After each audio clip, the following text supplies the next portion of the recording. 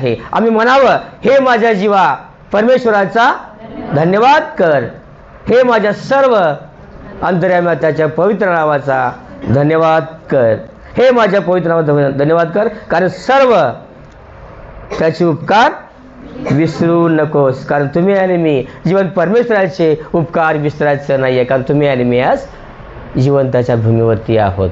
म्हणून आपण त्याची आपण स्तुती आणि आपण आज भक्ती करत आहोत. आम्हा सर्वांना भरपूर काळ वेळ आहे आपण, परंतु आम्ही सर्वजण काय आहोत, बिझी आहोत. सर्व वेगवेगळ्या कामामध्ये, वेगवेगळ्या कृतीमध्ये, व्यवसायामध्ये, कामामध्ये, नोकरीमध्ये तुम्ही आणि मी सर्वजण काय आहोत, बिझी आहोत. म्हणजे तुम्हाला आणि मला वेळच नाही की देवाची स्तुती आणि भक्ती करण्यासाठी. म्हणून आजचं वचन सांगत आहे की तुमच्या आणि माझ्यासाठी स्तोत्रसंहिता 17वा अध्याय आणि 3रा वचन म्हणत आहे. कोणतरी एक वेळ वाचा. तू माझे हृदय पाठवले आहे, रात्री तू माझी भीती घेतली आहे. तू मला ताणून फुलावून पाहिले आहे, तरी तुला काही आढळले नाही. मी मुखाने अतिक्रमण करणार नाही, असा संकल्प मी केला. बस आज तुम्ही आणि मी नवीन वर्षामध्ये जात असताना आपण वेगवेगळे आपण संकल्प करतो. माझ्या कुटुंबासाठी, माझ्या पत्नीसाठी, माझ्या मुलासाठी, माझ्या आईसाठी, माझ्या सुनेसाठी, माझ्या सासूसाठी, म्हणजे आपण सर्व आपण संकल्प करतो की माझे येणारे वर्ष या संकल्पामध्ये जाऊ दे. परंतु आपण ज्यावेळेस संकल्प करतो ते संकल्प तुम्ही आणि मी स्वतःच्या आपण मनाने करतो, म्हणून ते संकल्प सिद्धीस जात नाहीत. या ठिकाणी सांगत आहे, स्तोत्र सांगत आहे की संकल्प केला आहे की माझ्या मुखाद्वारे मी कुठल्याही प्रकारचं मी वाईट गोष्टी एकमेकासाठी मी बोलणार नाही. तुम्ही आणि मी संकल्प करायचा आहे की जीवन परमेश्वरा मला काय करायचं आहे. कारण बरेच लोक कामामध्ये व्यस्त आहेत. कामामध्ये मी काहीतरी भरपूर मी व्यस्त आहे, मी कामामध्ये आहे, मला कुठल्याही प्रकारची वेळ नाही, असं आम्ही काय करतो, दाखवण्याचा प्रयत्न करतो. एक मनुष्य आहे, एका मनुष्याचं एक मोठं ऑफिस आहे. पुणे या ठिकाणी, पिंपरी चिंचवड या ठिकाणी एक मोठं ऑफिस आहे. त्या कामामध्ये तो सर्व काही शिफ्टिंगच्या कामात तो व्यस्त आहे. आणि त्या ठिकाणी त्या मनुष्याला भेटण्यासाठी एक मित्र आलेला आहे. मी अगोदर सांगतो, तुम्ही थोडंसं लक्ष द्या. आपण स्वतः बिझी आहोत याचं आपण दाखवण्याचा प्रयत्न करतो. मग त्या ठिकाणी त्या मनुष्याला जो मनुष्य आहे त्या भेटण्यासाठी ऑफिसमध्ये आलेला आहे, आणि दुसरा मनुष्य आहे तो अगोदर या मोबाईल वगैरे काय व्यवस्था नव्हती, अगोदर फोन वगैरे नाही का हातात घ्यायचे आणि बोलायचे.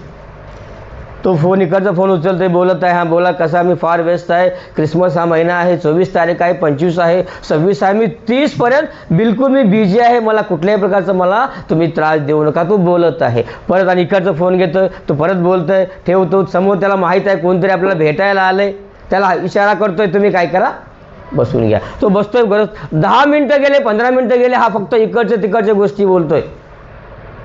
10-15 मिनिटच्या नंतर हा फोन ठेवतो आणि विचारतोय, बोला तुमचं काय काम आहे.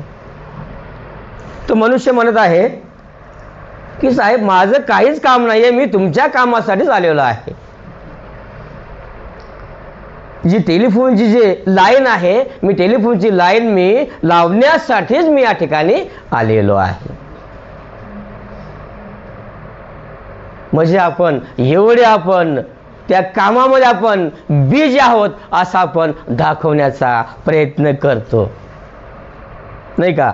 मग या ठिकाणी म्हणत आहे होशियाचं पुस्तक 4था अध्याय 6वा वचन म्हणत आहे, माझे लोक म्हणजे तुम्ही आणि मी अज्ञानाच्या अभावी आमचं काय झालेलं आहे, नाश झालेला आहे. होशियाचं पुस्तक 4था अध्याय आणि वचन सांगत आहे की माझे लोक, जीवन परमेश्वर तुम्हाला आणि मला म्हणत आहे, तुमची आणि माझी काळजी घेत आहे की माझ्या लोकाला ज्ञानाच्या अभावी माझ्या लोकांचा नाश झाला आहे.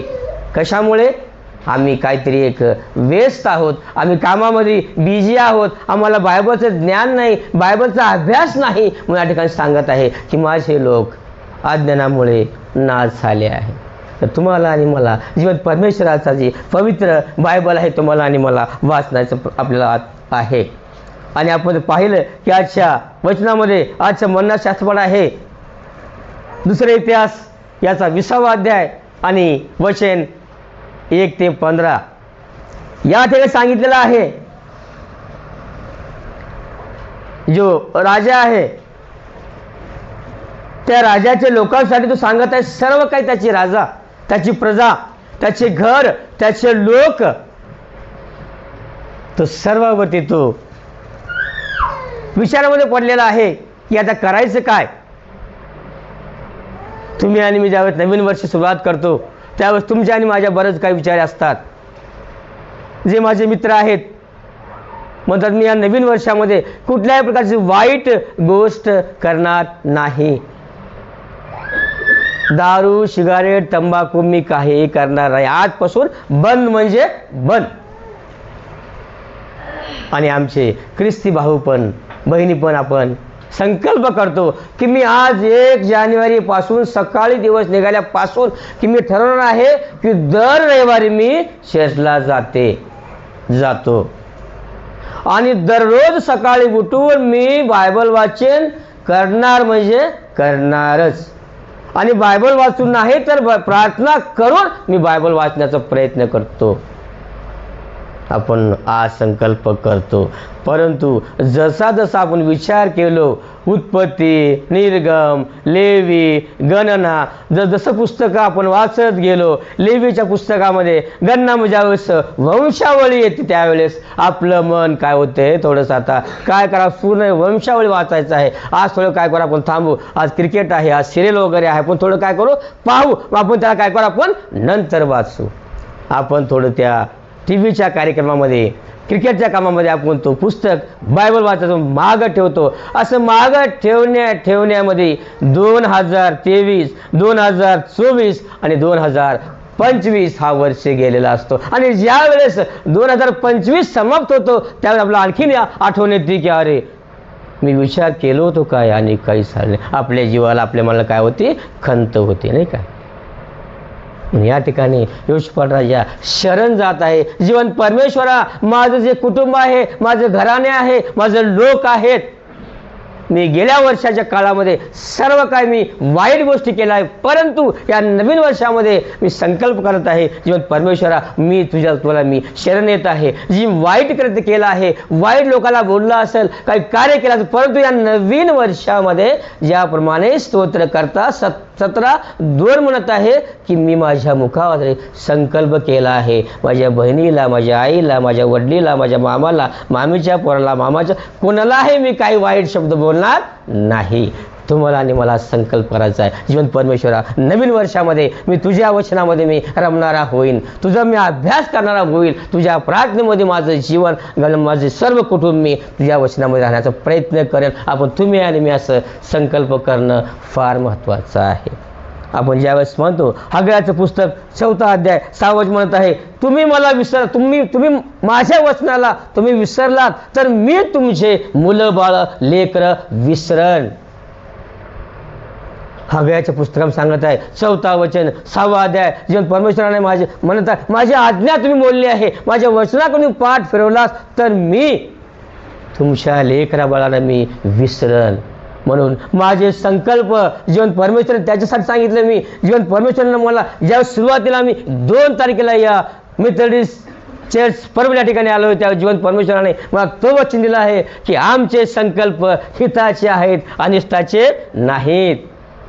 म्हणून तुम्हाला आणि मला संकल्प करायचा आहे जीवन परमेश्वरा हा नवीन वर्षामध्ये मी काय करायचं आहे.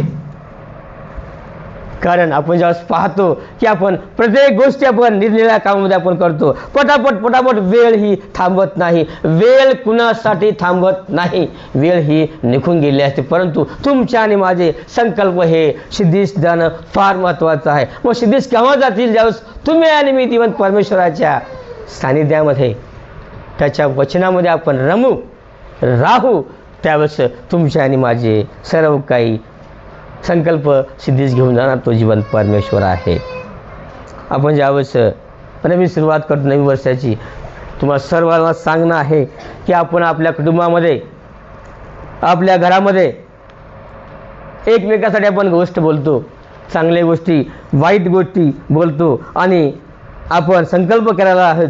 ख्रिस्ती जीवनाचे विषय बोलतो मी की मी दर रविवारी चर्चला जाईन, उपासना करेन, भक्ती करेन आणि जीवन परमेश्वराच्या सानिध्यामध्ये मी राहीन. तो संकल्प सिद्धीस गेला पाहिजे. जीवन परमेश्वराचं वचन सांगत आहे, तुम्ही आणि मी जेव्हा संकल्प करतो तो संकल्प सिद्धीस घेऊन जाणारा जिवंत परमेश्वर आहे. आपण जर पाहिलं की दुसरे इतिहास 20वा अध्याय शेवटी तो 15 वचन म्हणत आहे, आता हे युद्ध तुमचं नाही. जिवंत परमेश्वर ठिकाणी सांगत आहे, आता तो म्हणत आहे यशायाला, तू जे जे कामं केला त्याच्या कामामध्ये मी तो सहाय्य करीन, मदत करीन आणि आशीर्वाद करीन. एवढंच नाही तर ज्यावेळेस तू संकल्प माझ्या विचाराप्रमाणे, माझ्या वचनाप्रमाणे, माझ्या प्रार्थनेमध्ये तू राहशील, तेव्हा ते युद्ध तुझं नाही, ते युद्ध माझं आहे. ज्यावेळेस तुम्ही आणि मी जीवन परमेश्वराच्या वचनाकडे राहू, त्याची प्रार्थना करू, आमच्या लेकराबाळाला, आमच्या फॅमिलीला, कुटुंबाला आपण दररोज वचनामध्ये वाढू, मग जे काही अडचणी येतील, जे काही युद्ध येईल, जे काही संकट येतील, तो सांभाळणारा जिवंत परमेश्वर आहे असं तुम्हाला आणि मला सांगत आहे. आपण वाचूया शेवटचं 14 आणि 15 वचन वाचूया. दुसरा इतिहास 20वा अध्याय आणि 14 आणि 15. मग असा वंशातला यहजी नाही 15 एक होता, 15 वाचा एकच. आणि तो म्हणाला, अहो सर्व यहूद्यांनो, यरूशलेम निवासी जन हो आणि हे राजा यहोशाफाटा, तुम्ही सगळे ऐका. परमेश्वर तुम्हाला सांगत आहे की हा मोठा समुदाय पाहून घाबरू नका, कचरू नका, कारण युद्ध तुमचे नव्हे, देवाचे आहे. नवीन वर्षामध्ये माझं कसं होईल, माझं काय होईल, माझे कुटुंब आहे, माझा मुलगा आहे, माझी मुलगी आहे, मुलाचं लग्न होईल का नाही, मुलाचं लग्न होईल का नाही, आम्हाला जी संतती आहे, संपत्ती आहे, माझं लग्न होऊन 1 वर्ष झाले, 2 वर्ष झाले, मग संतती संपत्ती होईल का नाही. आता तुम्ही घाबरायची गरज नाही, तुम्ही काळजी करायची गरज नाही, कारण तो सांभाळणारा तो आहे, युद्ध करणारा तो आहे, अंश देणारा तो आहे, आशीर्वाद करणारा जिवंत परमेश्वर तुम्हाला आणि मला सांगत आहे, तुम्ही आणि मी घाबरायची गरज नाही. कारण तुम्ही आणि मी सर्वजण ज्यावेळेस विश्वासामध्ये वाढत आहोत, परमेश्वर हा युद्ध जिंकणारा परमेश्वर आहे. आम्हाला कुठल्याही प्रकारची परिस्थिती तो बदलणारा परमेश्वर आहे. कारण मी सांगत नाही, आज शास्त्र सांगत आहे. आणि आपण जर सर्व आपलं लक्ष लावलं, दिवंत परमेश्वराच्या वचनाकडे राहू, तर स्तोत्र करता 121 म्हणत आहे, त्याची आपण आठवण केली पाहिजे. काय आठवण? स्तोत्र 121, मी आपली दृष्टी, व्हेरी गुड, मला सहाय्य कुठून येईल, आकाश आणि पृथ्वी निर्माण करता जो परमेश्वर, याच्यापासून मला सहाय्य मिळेल. कारण परमेश्वर हा तुम्हाला आणि मला सहाय्य देणार आहे, तुमचा आणि माझा सांभाळ करणार आहे, तुमचा आणि माझी काळजी घेणार आहे. विशेष करून मी सांगतो, जीवन परमेश्वर सांगत आहे, 1 कोरिंथीकरास पत्राचा 3रा अध्याय 16 वचन सांगत आहे, तुम्ही माझे मंदिर आहात. आपण वाचूया 1 कोरिंथीकरास पत्र 3रा अध्याय 16 वचन. तुम्ही देवाचे मंदिर आहात आणि तुम्हामध्ये देवाचा आत्मा वास करीतो, हे तुम्हाला ठाऊक नाही का? तुम्ही देवाचे मंदिर आहात. कारण या ठिकाणी सांगत आहे, जीवन परमेश्वराने येशूपाराच्या द्वारे तो प्रत्येक शत्रूच्या तावडीतून त्याला भीती वाटायची, आता मी करणार काय, कारण माझ्या बाजूला डाव्या साईडला आणि उजव्या साईडला भयंकर शत्रू आहेत, मी आता जिंकणार कसं, मी मरणार का काय, त्याला भीती वाटायला लागली. आपण आजचं वाचलं नाही का, दुसरी इतिहास 20वा अध्याय 1 ते 15. तो यहोशाफाट एवढा घाबरून गेला की सर्व चौतरफ त्याला सैन्य दिसले, सैन्यामध्ये तो घाबरून गेला, मी जगल का नाही माहीत नाही. परंतु सांगत आहे त्या युद्धामध्ये जिवंत परमेश्वर त्याला म्हणत आहे. आपण म्हणतो की माझे भाऊ, आमचे वैरी कोण आहेत, आमचे सैतान कोण आहेत. आपण म्हणतो माझा भाऊ आहे, माझी आई, माझे नातेवाईक, माझे पाहुणे, माझे सर्व काय आहे ते. आपण काय म्हणतो एकमेकाला, माझे काय ते शत्रू आहेत, म्हणजे एकमेकाला आपण बोलतो ना. परंतु जीवन परमेश्वर सांगत आहे, आमच्या घरामध्ये, आमच्या कुटुंबामध्ये, आमच्या गल्लीमध्ये, आमच्या घरामध्ये, आमच्या मंडळीमध्ये कोणीही एकमेकाचा शत्रू नाही आहे. आमचा शत्रू आहे तो सैतान आहे. त्या सैतानापासून आपल्याला जीवन परमेश्वराच्या सानिध्यामध्ये तुम्हाला आणि मला राहायचं आहे. ज्यावेळेस आपण 1 वर्षामध्ये 2 वर्ष म्हणजे कार्य करू, अचानक तुम्ही, मी, कोणी कारण मरण हे अटळ आहे. एक तिघ मित्र होते. तिघे मित्र फार चांगल्या प्रकारे राहायचे, अति चांगल्या प्रकारे राहायचे की ते दोस्त एकमेकाला सोडून साधं पाणी देखील पित नव्हते. परंतु कालांतराने त्या तिघा बंधूचं, तिघा भावाचं मृत्यू झालं. ते मरण पावले. ते देवाघरी गेले. देवाघरी गेल्यानंतर त्या ठिकाणी त्या तिघांनाही एक देवदूत भेटला आणि देवदूत भेटून ते एका खोलीमध्ये नेल्यानंतर दाखवत सांगत आहे, 3 पुरुष 3 लोक त्या देवदूतच्या कुटुंबामध्ये, घरामध्ये देवदूत त्यांना सर्व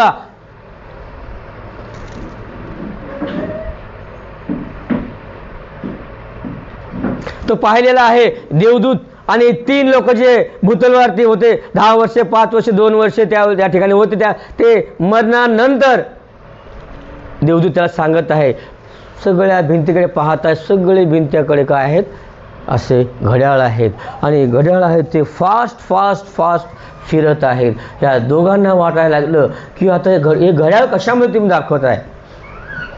तो देवदूत सांगत आहे, हे घड्याळ आहेत ना, जे जमिनीवरती भूतल जो लोक आहेत, जे पाप केले लोक आहेत, किती पाप जोराने, किती पाप जास्त केले आहेत, तेवढा फास्ट हे काय करत आहेत, घड्याळ फिरत आहेत. ते घडी त्या ठिकाणी लागून ठेवलेलं आहे. आणि विचारलं की आमची घडी कोणती आहे. संजयने विचारलं की माझी घडी कोणती आहे. ते देवदूत म्हणायला लागले की तुझी घडी थोडी फास्ट थोडी फिरायला लागली ना, ती घडी आहे.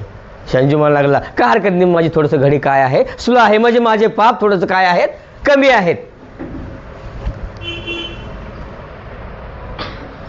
तो संजूला वाटलं की माझे पाप, मी ज्यावेळेस भूतलावरती होतो नाही का, लोकांमध्ये मी बायबल शास्त्रपाठ वाचायचा, प्रार्थना करायची, एकमेका जीवन जगत असताना मी माझं मरण आलं, पण मी आज देवाजागी आहे, पण मी थोडंसं पाप केलं, म्हणजे माझी घडी थोडी जेवढी काय फास्ट नाही, पण थोडीशी फास्ट आहे. संजूला वाटायला लागलं. आणि त्याच्यामध्ये दुसरा एक होता, दुसरा मित्र होता, त्याला वाटायला माझी घडी कोणती आहे, तुम्हाला थोडंसं फास्ट आहे बघा, ह्याच्यापेक्षा तुझी घडी थोडं काय फास्ट आहे, म्हणजे थोडंसं तू काय केलास, पाप केलायस. म्हणजे दोघांचे हे ज्यावेळेस एकमेकाच्या नजरमध्ये देवतानं दाखवलं की 2 घड्या एकमेकाच्या फास्ट फिरत आहेत. आणि या दोघांना वाटलं मी संजीव आहे आणि मी राजीव आहे, जो दुसरा तिसरावाला आहे, आम्ही दोघं तर पाप केलं असेल, आमची घडी फास्ट आहे म्हणजे आम्ही दोघं पाप केलं असेल, पण तिसरावाला आहे त्याची घडी कुठे आहे, तो नाही दिसत नाही. आम्ही दोघं पाप केले, आम्हाला मान्य आहे, पण तो का धुतला तांदळासारखा स्वच्छ पांढरा शिब्र आहे का. देवदूत म्हणाला नाही, मी सांगतो थांबा थोडंसं, जरा धीर जरा. तो म्हणायला लागला की त्याचंही गोष्ट वेगळी आहे. त्याला वेगळं वाटलं, म्हणजे काहीतरी वाटलं दोघाला. ते वेगळी म्हणजे कसं काय, ते म्हणायला लागले तुझी घडी थोडं फास्ट आहे आणि ह्याच्यापेक्षा थोडी घडी ह्याची फास्ट आहे नाही का, आणि तुम्हाला दोघांपेक्षाही जास्त फास्ट ह्याची घडी आहे, म्हणून आम्ही या घडीला सिलिंग फॅन म्हणून आम्ही वरती लटकून ठेवलेलो आहोत. म्हणजे आपण एकमेकाला काय करतो, टार्गेट करतो की मी थोडंसं आहे, माझ्यापेक्षा दुसरा कोणतरी आहे, तिसरा कोणतरी आहे, आपण एकमेकाच्या काय करतो म्हणून आहे. या ठिकाणी सांगत आहे तुम्हाला आणि मला एकमेकाच्या आपण चढावळ करायची नाही, एकमेकाच्या मला गोष्ट बोलायची नाही, त्याचं काम त्याच्यासोबत, त्याचं कार्य त्याच्यासोबत, माझं कार्य काय. कारण शिवराजा हा शरण गेला जीवन परमेश्वर देवबापा म्हणला मी सर्व वाईट गोष्टी मी विसरून जातो आणि नवीन गोष्टीमध्ये, नवीन वर्षामध्ये माझ्या कुटुंबासमेत, माझ्या लेकरा बाळासमेत. आपण जर वाचलं की यहोशुपाट कुठे वचन वाचलं बघा भिंतीवरती, असं वाचलंय कोणी, मी आणि माझ्या घराने, कारण तो तयार झाला, त्याचे लेकरं बाळं, मुलं, त्याची पत्नी, लेकरं बाळं घेऊन तो परमेश्वराजवळ जाऊन शरण आला आणि म्हणाला जीवन परमेश्वरा माझे सर्व वाईट गोष्टी मी काय करतो, बाजूला करून मी शरण यायचं आहे. तुम्हाला आणि मला या नवीन वर्षामध्ये जीवन परमेश्वरामध्ये संकल्प करायचं. जीवन परमेश्वरा माझ्या घरच्या विरुद्ध, माझ्या आईच्या विरुद्ध, सासू विरुद्ध, सुनाविरुद्ध, माझे बाजूला जे कोणी आहेत ते मी एकमेकाविरुद्ध काहीही बोलणार नाही. मग संकल्प एकच राहील की जीवन परमेश्वराच्या सानिध्यामध्ये, वचनामध्ये माझं कुटुंब राहील. ज्यावेळेस तुम्ही आणि मी जीवन परमेश्वराच्या वचनामध्ये आहोत, तुम्ही आणि मी परमेश्वराची सेवा करत आहोत, तुम्ही आणि मी एकमेकाबद्दल काही कुठल्याही गोष्टी बोलायचं नाही आहे. जसं तुम्हाला उदाहरण सांगितलं आहे की तशी असेल, ही अशी असेल, मी तसं असेल, तो तसं असेल, तो लय कमी आहे का, मी जास्त आहे का, बोलायचं नाही आहे. कारण या कुटुंबामध्ये, जुन्या करारामध्ये 1 भाऊ, 1 बहीण, 2 भाऊ आहेत. आपल्या घरी असतील ना पण नाही का, 1 बहीण 1 भाऊ आहे, आणखी ते नाही. प्रत्येकाच्या घरामध्ये कोणी 1 बहीण 1 भाऊ असतीलच. आपल्या तशा जीवन परमेश्वराच्या शास्त्रामध्ये बायबलमध्ये पण वचन आहे. 1-2 भाऊ आहेत आणि त्यांना एक बहीण आहे. जसं आपलं एक कुटुंब आहे, आपण या ठिकाणी पवित्र मंदिरामध्ये आहोत, तसंच बायबलमध्ये एक कुटुंब आहे, 2 भाऊ आहेत, आणखी त्याला बहीण आहे. त्या भावाचं नाव आहे मोशे आणि आरोन. दोघं भाऊ आहेत, ते दोघं भावाचं जीवन हे जिवंत परमेश्वराच्या सानिध्यामध्ये असताना मोशे आणि आरोहन, त्याची बहीण कोण, कोणतं बोलतो, मोशे आणि आरोनच्या बहिणीचं नाव काय, कोणतंच बोला, करेक्ट, मिरियम. मोशे आणि आरोनची बहीण ही मिरियम आहे. जे मोशे कार्य करायचा, मोशे हा कुशीच्या लोकांच्या सोबत जाऊन तो लग्न केलेला आहे. लग्नाच्या नंतर या मोशेच्या बहिणीला गोष्ट कळाली आणि मोशेची बहीण आणि हा आरोहन हे एक झाले, नाही का. आणि ते म्हणायला लागले, मोशे असं करतोय का, मोशे तसं करतोय का, असं राहतोय का, मोशे देवाचं वचन पाळणार आहे, आम्ही नाही वाचत का, आम्ही नाही करत का. आपण पाहिलं गणनाचं पुस्तक 12वा अध्याय आणि वचन 1 मध्ये हे तुम्हाला एक्झाम्पल तुम्हाला आढळलं. त्या ठिकाणी म्हणत आहे, ते नाव काय तुम्ही, मिरियम म्हणत आहे. मोशेला नाव ठेवलं आहे. मोशेला बोलल्याबरोबर जीवन परमेश्वराला ती गोष्ट आवडली नाही. देवाला फार वाईट वाटलं. अरे मोशे हा देवाचा सेवा करणारा मनुष्य आहे, रात्रंदिवस देवाच्या चिंतामध्ये, मन्नामध्ये, प्रार्थनेमध्ये वागणारा मनुष्य आहे, आणि तू मिरियम ह्याला असं काय बोलू शकतेस तू. बोलल्याबरोबर मिरियम ही मिरियमचा अंग भरून हे पांढरे खोडाने मिरियम ही बनलेली आहे. तुम्ही ते वाचलं तर गणनाचं पुस्तक 12वा अध्याय 1ला वचन सांगत आहे की ज्यावेळेस त्या ठिकाणी 1, 2 ठिकाणी असेल बघा, त्या ठिकाणी तुम्ही आणि मी देवाचे जे मनुष्य आहेत, देवाचे कोणी आहेत, त्या ठिकाणी 12वा अध्याय 1, 2, 3, 4, 5 मध्ये तुम्हाला कुठेतरी आढळून जाईल. मोशे, आरोन, मिरियम, 2 भाऊ 1 बहीण. भेटले का, वाचा कोणतरी. मोशेने कुशी लोकातली एक स्त्री बायको करून घेतल्यामुळे मिरियाम व आरोन त्याच्या विरोधात बोलू लागले. ते म्हणाले, त्याने कुशी लोकातली स्त्री बायको करून घेतली आहे. परमेश्वर केवळ मोशेशीच बोलला आहे काय, आमच्याशी पण नाही का बोलला. परमेश्वराने ते ऐकले. मोशे हा पुरुष तर भूतलावरील सर्व मनुष्यापेक्षा नम्र होता. मोशे, आरोन व मिरियाम यांना परमेश्वर अचानक म्हणाला, तुम्ही तिघे दर्शन मंडपाकडे या. तेव्हा ते तिघे तिकडे गेले. परमेश्वर मेघस्तंभातून उतरून तंबूच्या दारापाशी उभा राहिला. त्याने आरोन व मिरियाम यांना बोलावले. तेव्हा ते दोघे पुढे गेले. बस आपण जर पाहिलं गणनाच्या पुस्तकामध्ये, या ठिकाणी मोशे आणि आरोन आणि त्याची बहीण आहेत, 2 बहीण आणि भाऊ मिळून भावासाठी म्हणत आहेत. त्यावेळेस मिरियम ही पांढऱ्या खोडाने ती झालेली आहे. म्हणून ज्यावेळेस आमच्या कुटुंबामध्ये, आमच्या घरामध्ये, आमच्या मंडळीमध्ये कोणी देवाचं कार्य करल, आपण त्याला काहीही म्हणायचं नाही आहे, आपण त्याला काही कुठलीही गोष्ट आपल्याला बोलायचं नाही. आपण काय एक दुसऱ्याला आपण काय करतो, टार्गेट करतो. त्याच्यामुळे सर्व काय हे घडलेलं आहे. मी नाही, काहीच नाही केलं, त्याला बोललं होतं अगोदर, तू असं करू नको, तसं करू नको, केवळ तू असं केल्यामुळे आमच्या घरामध्ये, आमच्या कुटुंबामध्ये घडलेलं आहे. आपण जर पाहिलं, एक फॅमिली, एक कुटुंब आहे, ते फिरण्यासाठी निघालेलं आहे. जात असताना आई, वडील, बहीण, भाऊ हे गाडीमध्ये निघालेले आहेत. रस्त्यात जात असताना बरेच काही अंतर त्यांनी पार केले आहेत. पार केल्यानंतर त्याला समोर दिसलं एक गर्दी आहे, आणि ती गर्दी फार लोक त्या ठिकाणी बसलेले आहेत. जे गाडीवाले होते त्यांना समजलं गेलं की पुढे काहीतरी गर्दी आहे आणि काहीतरी तिथं गोंधळ चालू आहे. हे लोक जाता जाता जाता जाता गेल्याबरोबर त्या ब्रिजच्या पुलाच्या अलीकडे गेल्याबरोबर त्या लोकांनी ह्याची गाडी अडवली गेलेली आहे. ती गाडी अडवल्याबरोबर बरेच काही लोक जमलेले आहेत. साईडला इकडे तिकडे पोलीस आहेत. भरगच्च गर्दी आहे. त्या गर्दीमध्ये यांची गाडी त्या लोकांनी अडवलेली आहे. आणि गाडी अडवल्याबरोबर त्याची पत्नी त्याला म्हणत आहे, तुम्हाला मी बोललो होतं, तुम्हाला मी लायसन वगैरे काढून घ्या, PUC वगैरे काढून घ्या, तुम्हाला सांगितलं होतं, तुम्ही ऐकलं नाही. मुलगा पण सांगायचा, पप्पा तुम्हाला मी बोललो होतो, तुम्हाला मी कालच सांगितलं नाही का गाडी वगैरे तुम्ही चांगलं लायसन ठेवा, इन्शुरन्स ठेवा, सर्व का तुम्ही तयार ठेवा. आता झाले का पाहिजे ते बघा, मनुष्याने सर्व पकडलं. दुसरी माणसं दोघं तिघं आले, साहेब म्हणे तुमचं थोडं काच खाली घ्या आणि तुमचं नाव काय सांगा. ते घाबरून गेलं, साहेब मी काहीच नाही केलो. नाही तुमचं काच थोडं खाली घ्या, बोलता येईल. ते म्हणायला लागले बोला. ते म्हणायला आहेत की हे नवीन ब्रिजचं, नवीन पुलाचं काम झालेलं आहे. या पुलावरून जी 100वी गाडी येईल त्या 100वी गाडीला 5,000 रुपये बक्षीस देण्यात आलेलं आहे. आता 100वी गाडी ही तुमची आहे, तुमचं नाव काय सांगा. म्हणजे आपण विचार करतो की पुढे कोणी एखादं भेटलं की माझी पत्नी, माझं वडील, आपण काहीतरी त्याला काय करतो, अगोदरच काहीतरी बोलून टाकतो, बोलून दाखवतो. आणि ते म्हणायला लागले तुमची गाडी ही 100वी गाडी आहे आणि ज्याची गाडी 100वी असेल त्या गाडीला आम्ही या पुलाच्या नंतर जे बांधकाम आहे, उद्घाटन आहे, आम्ही त्याला हे 5,000 बक्षीस देणार आहोत. म्हणून ते लोकांनी नाव सांगितलं आणि हे बक्षीस त्याला दिलेलं गेलं. आणि विचारलं गेलं, काय लोक आता पत्रकार वगैरे असतात नाही का, समोर आले, माईक वगैरे घेतले, आता हे बक्षीस करणार काय. तर ते म्हणायला लागले ह्या बक्षीस मी लायसन काढून घेईन. तात्पर्य हा आहे की तुम्ही आणि मी जेव्हा देवाच्या सानिध्यामध्ये असतो, देवाचे आपण कार्य करतो, त्यावेळेस जीवन परमेश्वर सांगत आहे तुम्हाला आणि मला की तुम्ही आणि मी सांभाळून राहायचं आहे. ज्याप्रमाणे हा यहोशापाट राजा देवाच्या शरण गेलेला आहे. आपण पाहिलं स्तोत्र करता 17:2 म्हणत आहे माझे संकल्प माझं मुख आहे.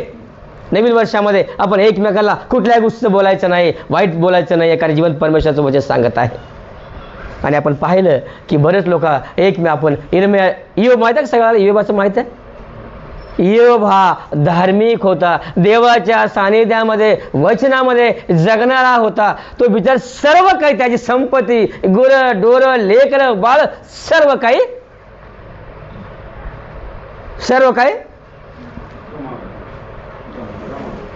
काही गमावलं होतं. लेकर बाळ सर्व काही मरून गेले होते. परंतु हा इयोब काय देव देव म्हणून म्हणत होता, तो थांबत नव्हता, सोडत नव्हता. त्याच्या बायकोला फार राग आलं, वाईट वाटलं, कारण बायकोला राग येते ज्यावेळेस हवा तयार झाली नाही का, हवापासून हे सर्व काय आपण पाहत आहोत नाही का. त्याच्या पत्नीला फार राग आलं, ती म्हणायला लागली का हवा हवा करायला, तुम्ही काय देवदेव करायला लागले, पटकन देव म्हणा आणि मरून जावं.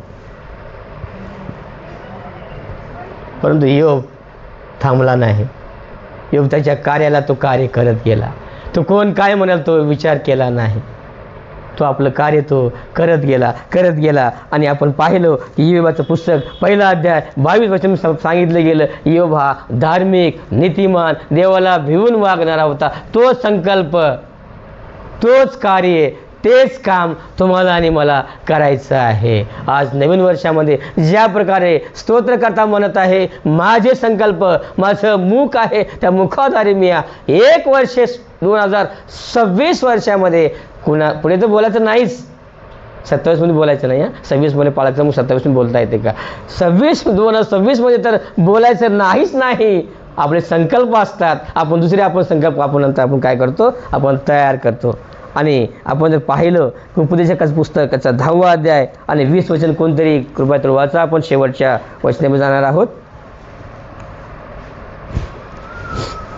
तू आपल्या मनातही रागाला शाप देऊ नको, आपल्या हृदयाच्या खोलीत सुद्धा श्रीमंता शिवाय शाप देऊ नको, बस. कारण अंतरातले पाखरू तुझे शब्द घेऊन उडून जाईल. बस. पक्षी तुझी गोष्ट प्रगट करेल. का सांगत आहे, आम्हाला कुणालाही दोष द्यायचं नाही, कुणालाही काही बोलायचं नाही. आमचे संकल्प ते हिताचे असले पाहिजे, आमचे संकल्प एकमेकाला आवडणारे असले पाहिजे. आणि आमचे संकल्प जीवन परमेश्वराच्या वचनामध्ये, प्रार्थनेमध्ये आपल्याला थांबायचं आहे. जीवन परमेश्वरा माझे संकल्प, माझ्या कुटुंबाचे संकल्प, ज्या प्रकारे यहोशापाटचे संकल्प जीवन परमेश्वर सिद्धीस घेऊन गेला. आणि त्या सांगत आहे आता हे युद्ध तुझं नाही, हे युद्ध माझं आहे. नवीन वर्षाचा 2026 जीवन परमेश्वराने आपण या ठिकाणी आलेलो आहोत. त्याच्या भक्तीमध्ये, त्याच्या प्रार्थनेमध्ये आहोत. सर्व चिंता माझ्यावर टाका, तो तुमची काळजी घेईल. ह्या 2026 मध्ये आमचे सर्व चिंता, सर्व संकल्प आपण देवाच्या सानिध्यात ठेवायचं आहे आणि आपलं काम करायचं, कार्य करायचं आहे. एक शेवटचं वचन सांगाल मी. एक मोठा मॅनेजर असतो आणि आपण जे कपडे वगैरे धुतो, निरमा, व्हील, गडी वगैरे, निरमा वगैरे त्याची कंपनी असते. आणि तो संपूर्ण कंपनीमध्ये काम करत असताना दोघा तिघांनी व्हिजिटरनं त्या ठिकाणी आलेले असते व्हिजिट करण्यासाठी. दोघं तिघं आल्यानंतर त्या मॅनेजरला बोलतात, भेटतात, खूप छान आहे, कंपनी चांगली आहे. मग ते सांगायला लागतात. फिरल्यानंतर मग हे असं प्रोसेस असं होतं आहे, पुढे यायचं पावडर असं बनतं आहे, मग पुढे गेल्यानंतर असे वड्या होतात, मग पुढे गेल्यानंतर मग कटिंग होते, मग पुढे गेल्यानंतर पॅकिंग होते. हे सर्व काही तो मॅनेजर ह्या व्हिजिटरला सांगत आहे आणि सांगून तो सर्व कंपनी तो फिरून दाखवत आहे. दाखवल्यानंतर शेवटी मॅनेजर साहेब म्हणतात, चला आपण आपल्या ऑफिसमध्ये बसूया आणि आपण थोडंसं काय करू, चाय वगैरे घेऊया. ते व्हिजिटर मॅनेजरसोबत ऑफिसमध्ये बसतात आणि आता मॅनेजर एकमेकाला म्हणतात, तुम्ही सर्व कंपनी वगैरे पाहिलेलं आहे नाही का, आमचं काम वगैरे तुम्ही पाहिलेलं आहे, मग तुमचे काय प्रश्न वगैरे असेल तुम्ही विचारू शकता. एका मनुष्यानं उठला आणि विचारायला लागला, साहेब तुमची कंपनी फार चांगली आहे, तुमची कंपनी साबणाची आहे. हो साबणाची आहे, तुम्ही आत्ताच पाहिलं ना, सगळं तुम्हाला दाखवलं, साबणाची आहे, चांगलं आहे, का पण चांगला आहे. मग ते म्हणत आहे, तुमच्या कंपनीमध्ये तुमच्या कारखान्यामध्ये तुम्हा सगळ्याचे कपडे मळके का आहेत. एका व्हिजिटरनं त्या मॅनेजरला विचारलं, साहेब एवढी मोठी कंपनी आहे, स्वतः तुम्ही साबण वगैरे तयार करता, मग तुमच्यापासून ते सर्व काय जे लोक फॅक्टरीमध्ये कंपनीमध्ये कामाला आहेत सगळ्यांचे कपडे मळके काय आहेत. मॅनेजरला वाटलं, फार सुंदर, तुम्ही हुशार आहात, छान आहात, चांगला प्रश्न आहे तुम्ही विचारलात, तुमचा चांगला आहे. तर तो मॅनेजर काय म्हणत आहे, मॅनेजर सांगत आहे, आमचे लोक फक्त सप्लाय करतात, अप्लाय करत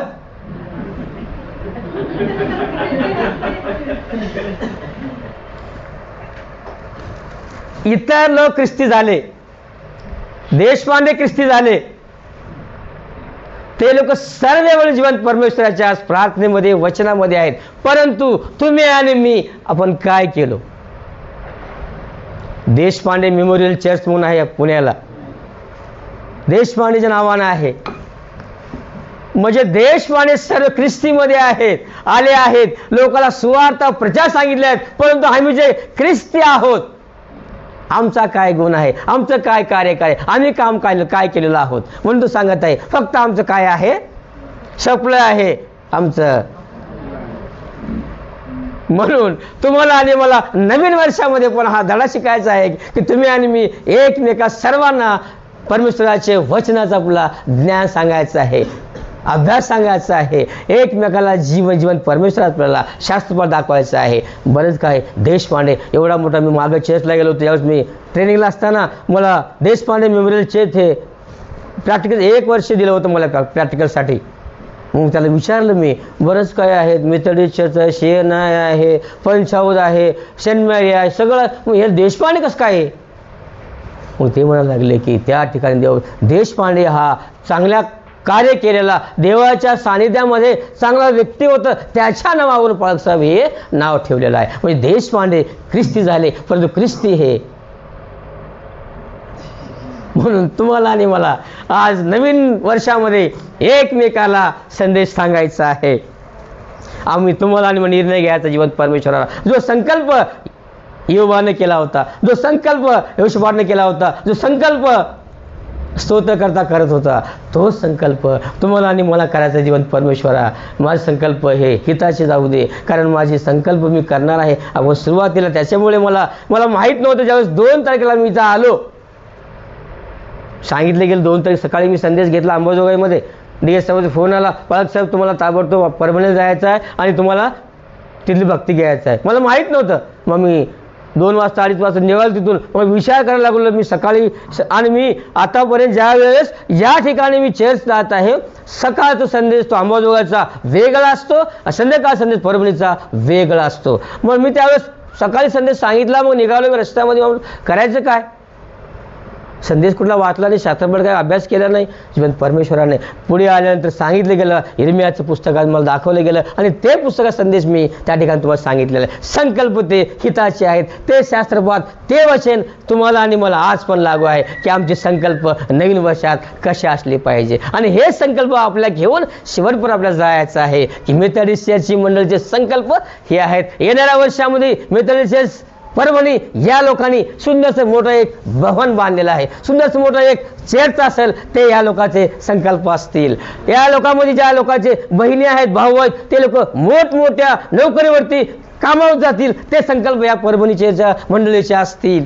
ज्या ज्या लोकांना घरं नाहीत त्या लोकांना स्वतःचे येणाऱ्या वर्षामध्ये घरं होतील, ते संकल्प या मंडळीचे आहेत. ज्या ज्या लोकांसाठी लेकरबाळ नाही, संतती नाही, संपत्ती नाही, ते जीवन परमेश्वराने येणाऱ्या वर्षामध्ये देणार आहे, ते संकल्प या परभणी लोकांचे असतील. ज्या लेकरासाठी लग्न नाहीत ते संकल्प या जीवन परमेश्वराने या मंडळीचे दिलेला असेल. जीवन परमेश्वराने ह्या नवीन वर्षामध्ये सर्व काही संकल्प सिद्धीस घेऊन जावं आणि परमेश्वर तुम्हाला आणि मला आशीर्वादित करो. आमेन. थँक्यू. आपण आपलं दान आपण अर्पण करूया.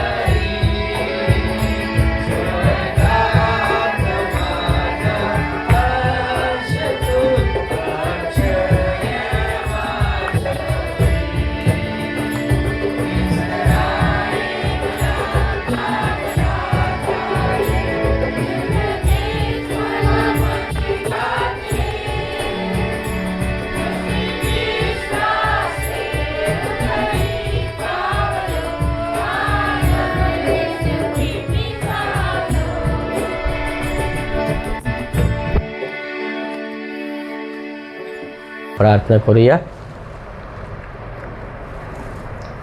पवित्र पवित्र पवित्र अतिपवित्र सेनांच्या महान जीवन परमेश्वरा, धन्यवाद करतो प्रभूजी, तुझे आभार मानतो बाप्पा. सुंदरसा आजची समय, आजचा दिवस, नवीन वर्ष प्रभू जीवन परमेश्वरा प्रत्येकाशी जोडलात प्रभूजी. आम्ही तुझे आभार आणि आभार मानतो. जीवन परमेश्वरा विशेष प्रार्थना करतो प्रभूजी, इतळीचे परभणी दे बाप्पा. या ठिकाणी जीवन परमेश्वर आम्ही सर्व प्रभू ज्या प्रकारे जीवन परमेश्वरा स्तोत्र करता म्हणत आहे, माझे संकल्प ह्या नवीन वर्षामध्ये माझ्या मुखाद्वारे जीवन परमेश्वरा मी कुणालाही काही बोलणार नाही. जीवन परमेश्वरा तो संकल्प जीवन परमेश्वरा वाचले प्रभू. दुसरे इतिहास 20वा अध्याय वचन 1 ते 15 जीवन परमेश्वरा प्रभू योशुआचं कुटुंब जीवन परमेश्वरा प्रभू स्वतः जीवन परमेश्वरा या नवीन वर्षामध्ये सांगत आहे प्रभूशी. त्याचे सर्व मंडळी आहे, कुटुंब आहे, घर आहे जीवन परमेश्वरा देवप्पा. परंतु जीवन परमेश्वरा तुला सांगत आहे देवप्पा, तुझ्या समोर जीवन परमेश्वरा तुला शरण झालेला आहे प्रभूशी. जीवन परमेश्वरा आम्ही सर्व मंडळी जीवन परमेश्वरा नवीन वर्षाला जाताना प्रभूच्या प्रत्येकाला सहाय्य कर प्रभूशी. शक्ती दे, सामर्थ्य दे, नवीन जीवन दे जीवन परमेश्वरा प्रभू. जेणेकरून प्रभूजी आम्ही सर्वजण तुझ्या वचनामध्ये चालण्यासाठी प्रभू प्रत्येका सहाय्याने मदत कर जीवन परमेश्वरा.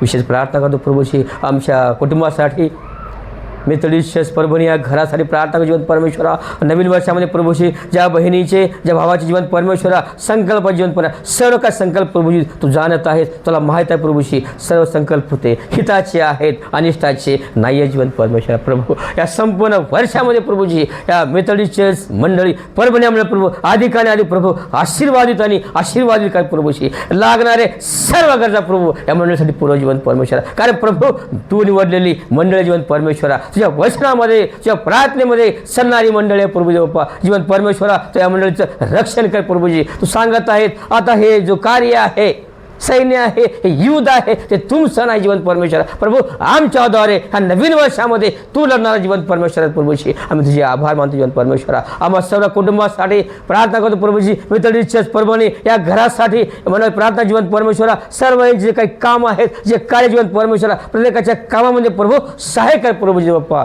जीवन परमेश्वरा जे कोणी आमची बहीण आहे, भाऊ आहे, व्यवसायामध्ये आहे, नोकरीमध्ये जीवन परमेश्वरा प्रभू त्यांचं जाणे बाप्पा तू आशीर्वादी कर प्रभू जीवन परमेश्वरा. विशेष प्रार्थना करतो देव बाप्पा नवीन वर्षामध्ये प्रभूजी आमच्या मंडळीसाठी प्रार्थना करतो बाप्पा ज्या ज्या लोकांचे ज्या ज्या बहिणींचे जे भावाचे प्रभू काय संकल्प आहेत काय आशा आहेत अपेक्षा आहे बाबा सर्व काय प्रभू तुला माहीत आहे जिवंत परमेश्वर कारण जिवंत परमेश्वरा प्रत्येकाचं हृदय जाणणारा जिवंत परमेश्वर तू आहेस प्रभूशी प्रार्थना करतो प्रभूजी आमच्या कुटुंबासाठी आमच्या घरासाठी आमच्या मंडळी जिवंत परमेश्वरा ज्या बहिणीसाठी ज्या भावाचं जिवंत परमेश्वरा जे नवीन लग्न झाले देव बाप्पा जिवंत परमेश्वरा प्रभू ते कुटुंब तुझ्या वचनामध्ये तुझ्या प्रार्थना जिवंत परमेश्वरा वाढत आहे प्रभू देवप्पा परंतु जिवंत परमेश्वरा त्या कुटुंबाची देवप्पा जे काय आशा आहे आपल्या जिवंत परमेश्वर प्रभू या नवीन वर्षामध्ये प्रभूशी ज्या ज्या आमच्या मंडळीमध्ये जे जे बहीण आहेत भाऊ आहेत प्रभूजी सर्व जिवंत परमेश्वरा सर्वांच्या घरामध्ये सर्वांच्या कुटुंब जिवंत परमेश्वरा प्रभू तू संत देव प्रभूच्या कुटुंबाला तू आशीर्वाद करतो बाप्पा जिवंत परमेश्वरा सर्वांसाठी प्रार्थना करतो प्रभूशी आमच्या मंडळीमध्ये कोणी आजारी आहे दुःखी आहे जिवंत परमेश्वरा ज्या ज्या बहिणींना ज्या ज्या भावांना त्रास आहे कंबर मान पाठ गुडघे ताप जादू टोना भानामती सर्व येशूच्या नावामध्ये निघून जातो बाप्पा आणि प्रभू या मंडळीची तू नवीन वर्षामध्ये प्रभूची काळजी घे जिवंत परमेश्वरा प्रभू प्रार्थना जिवंत परमेश्वरा विशेष करून प्रभूची जे लेकर आमच्या शिक्षणासाठी आहेत जिवंत परमेश्वरा ज्या लेकराचं जाण येणार प्रभूजी बाप्पा प्रभू तुझं सांभाळ कर प्रभूजी त्याचा अभ्यासामध्ये प्रभू त्याचं सहाय्य कर प्रभूजी लागणारे सर्व ज्ञान बुद्धी शक्ती सामर्थ्य प्रभू त्या लेकराला प्रभू जिवंत परमेश्वरा आणि प्रभू या नवीन वर्षामध्ये त्या सर्व कुटुंबाचं प्रभू तू रक्षण कर बाप्पा का जिवंत परमेश्वरा आम्ही वाचल्या प्रभूशी देवप्पा आम्ही केवळ प्रभूशी आम्ही सप्लाय करणार नसतो जिवंत परमेश्वरा प्रभू जिवंत परमेश्वरा आम्ही एकमेकांना तुझ्या वचनाचा संदेश त्या वचनाचे कार्य जिवंत परमेश्वरा प्रभू आम्ही एकमेकांना सांगण्यासाठी प्रभूजी आम्हाला नवीन वर्षामध्ये कृपा कर अनुग्रह कर प्रभूजी आणि जिवंत परमेश्वरा आम्हाला तयार कर प्रभूशी देवप्पा प्रार्थना करतो प्रभूजी 2025 वर्षामध्ये प्रभूजी आमच्याकडून